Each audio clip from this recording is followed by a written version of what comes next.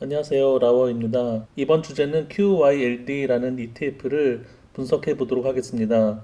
제가 QYLD가 왜 사기라고 생각하는지 이 내용을 보시고 동의하시면 단 1주도 보유할 이유가 없기 때문에 빨리 QYLD에서 탈출하셔야 합니다. 현재 QYLD를 투자하고 계시는 분들은 왜 내가 QYLD를 투자하게 되었는지를 다시 생각해 보시면 좋을 것 같습니다. 고배당, 그리고 월배당, 이것이 QYLD에 꽂히게 되는 단 한 가지 이유입니다. 무려 1년에 12% 수준에 달하는 배당, 즉 한 달에 1% 수준의 배당을 매달 줍니다. 정말 이 정도 수준이 계속 유지된다면 은퇴할 때까지 보유할 수 있는 든든한 배당주라고 생각하시는 분도 있으실 것 같습니다. 왜 은행에 저금하는지 이해가 안 돼요. 이것이 바로 QYLD의 매력입니다. 하지만 QYLD를 투자하기 이전에 왜 이 정도 수준의 배당이 월 배당으로 가능한지는 반드시 이해하셔야 합니다. QYLD는 엄밀히 말해서 배당이 아닙니다. 배당을 주는 회사들을 모아서 만든 ETF가 아니라 콜옵션을 커버하는 형태로 수익이 생기는 것을 분배하는 형식입니다. 따라서 정확한 용어는 배당이 아니라 분배금이라고 하는 것이 맞습니다. 콜옵션을 커버하는 것에 대한 자세한 분석은 네이버나 또 다른 유튜브에 워낙 많이 있기 때문에 지겨우실 것 같아서 이 부분은 설명하지 않고 넘어가려고 합니다. 이번 영상에서 집중할 부분은 왜 QYLD가 사기인가입니다. QYLD의 인기는 어느 정도일까요? 2021년 8월 중순 기준으로 미국 전체 ETF 중 무려 14위에 분포되어 있습니다. 셀 수 없이 많고 다양한 미국 ETF가 있는데 그 중에서 14위라는 것은 굉장히 높은 순위입니다. 거래 순위가 아니라 보유 잔고 순위이기 때문에 실제로 많은 분들이 QYLD를 상당한 비중으로 보유하고 있음을 알 수 있습니다. 순위를 보고 나니 이 영상으로 욕을 많이 먹을 수 있겠다는 생각도 듭니다. 그렇다면 QYLD는 어떤 기업들로 구성되어 있을까요? 애플, 마이크로소프트, 아마존, 페이스북 등등 쟁쟁한 회사들로 구성이 되어 있습니다. 그런데 회사들을 보고 나니 어디랑 좀 비슷한 느낌이 있습니다. 왼쪽은 방금 보신 QYLD의 기업 구성, 오른쪽은 QQQ의 기업 구성입니다. 거의 쌍둥이라고 봐도 될 정도로 똑같습니다. 이것은 당연하게도 QYLD 또한 나스닥 100 지수를 기준으로 만들어진 ETF이기 때문입니다. QYLD가 나스닥 100 지수를 추종하고 있는지는 QYLD를 설명하는 각종 사이트에서도 잘 나와 있습니다. 즉, QQQ가 상승하면 QYLD도 상승하고 QQQ가 하락하면 QYLD도 하락한다는 것입니다. 상승률과 하락률의 차이가 있을지언정 상승과 하락하는 성향은 같은 방향으로 움직이게 됩니다. 그리고 커버드 콜의 특성상 옵션 행사를 거부할 수 있기 때문에 실제로 상방은 제한이 있고 하방은 열려있는 구조입니다. 즉 QQQ가 많이 상승하면 QYLD는 조금 상승하고 QQQ가 하락할 때는 같이 하락할 수 있다는 의미입니다. 따라서 QQQ와 QYLD는 상승 또는 하락 추세가 똑같이 가고 있음에도 불구하고 상승 시에 덜 상승하고 하락은 비슷하게 가는 경향 때문에 QYLD의 주가는 장기적으로 점점 하락하는 추세입니다. 파란 선은 QQQ, 빨간 선은 QYLD입니다. 2014년 QYLD 출시로부터 전체 기간 동안의 연평균 수익률은 마이너스 1.7% 수준입니다. 물론 이것은 배당을 재투자하지 않는 조건입니다. 하지만 많은 분들이 QYLD가 장기적으로 주가가 하락한다는 것을 알고 있으면서도 투자하시는 분들이 많습니다. 워낙 배당이 높기 때문에 배당을 재투자하면 된다는 의견이 있습니다. 실제로도 배당을 재투자할 경우에 연평균 수익률은 마이너스 1.7%에서 플러스 8.7% 정도로 개선됩니다. 그럼 QYLD가 사기까지는 아니지 않나라고 생각하실 수도 있습니다. 이제부터 제가 정말로 말씀드리고 싶었던 본론으로 넘어가도록 하겠습니다. QYLD와 QQQ 모두 배당을 재투자하지 않는 조건으로 다시 그래프를 비교해 보도록 하겠습니다. QYLD의 연평균 수익률은 앞서 설명드린 것처럼 마이너스 1.7%입니다. 같은 기간 QQQ의 연평균 수익률은 20.6%입니다. 하지만 QYLD는 배당이 굉장히 세기 때문에 단순히 차트 비교만으로는 QYLD에 너무 불리한 조건인 것이 맞습니다. 따라서 QYLD와 QQQ 모두 배당을 재투자하는 조건으로 다시 비교해 보겠습니다. QYLD의 연평균 수익률은 앞서 설명드렸던 것처럼 플러스 8.7%입니다. 같은 기간 QQQ의 연평균 수익률은 플러스 21.8%입니다. 똑같이 나스닥 100 지수를 추종하는데 도대체 13.1%라는 이 엄청난 차이는 왜 생기는 걸까요? 같은 나스닥 100 지수를 추종하는 QQQ와 대비해서 과한 수수료가 들어감을 알 수 있습니다.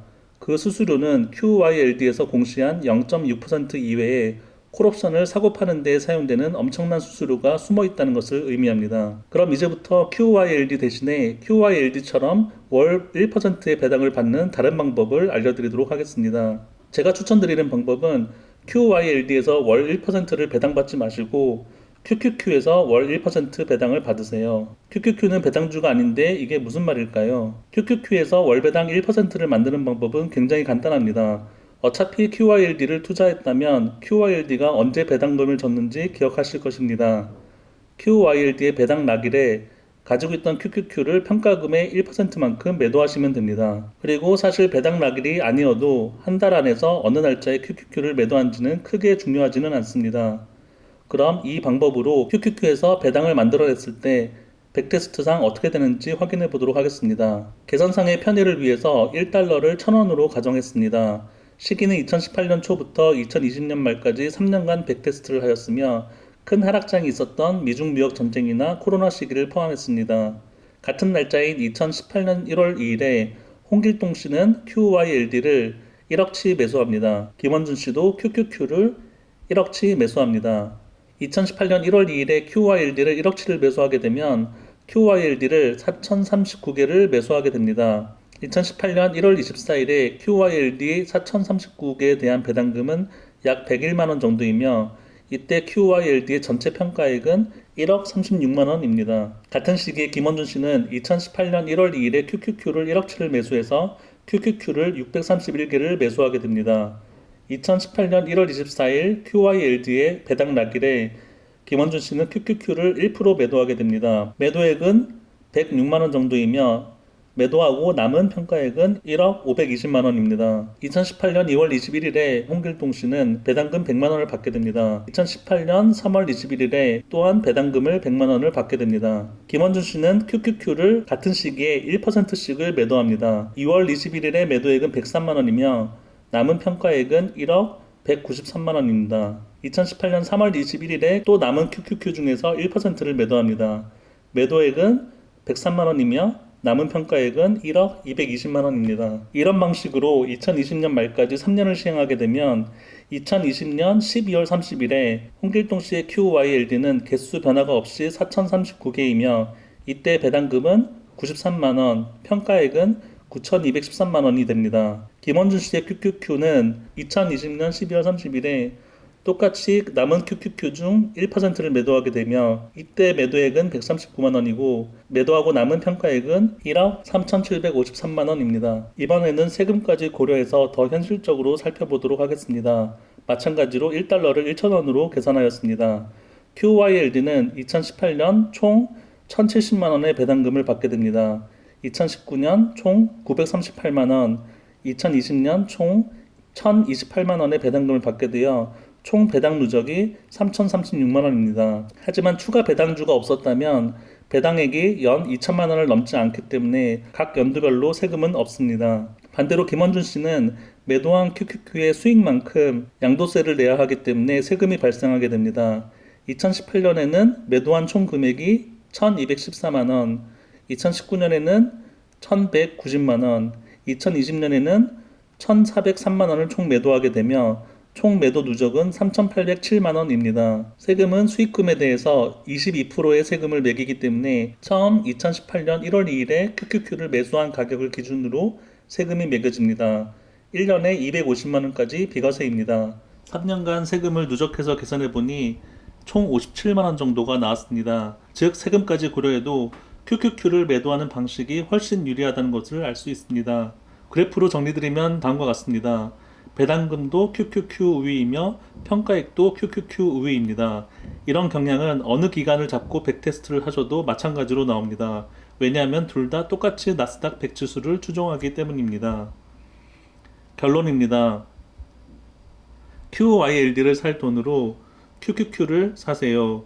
그리고 한 달에 한 번씩 평가액의 1%를 매도하세요. QYLD를 좋아하는 이유들을 모아봤습니다. 첫 번째, 배당으로 재투자하면 나쁘지 않다. 두 번째, 하이리스크 하이리턴 종목과 리밸런싱을 하기에 좋다. 세 번째, 타이밍을 잘 잡으면 차트가 하락하지 않고 배당도 좋은 편이다.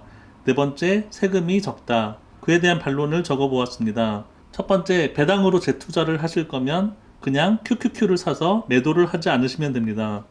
두 번째, 하이리스크 하이리턴 종목과 리밸런싱을 하시려면 그냥 QQQ를 사서 월 1%씩을 팔고 리밸런싱을 하시면 됩니다.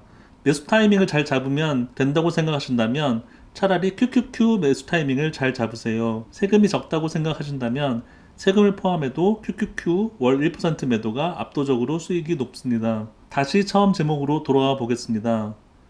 QYLD는 단 한 주도 보유할 이유가 없습니다. 이 영상을 우연히라도 보게 되신다면 빨리 탈출하시고 QQQ를 매수하시길 바랍니다.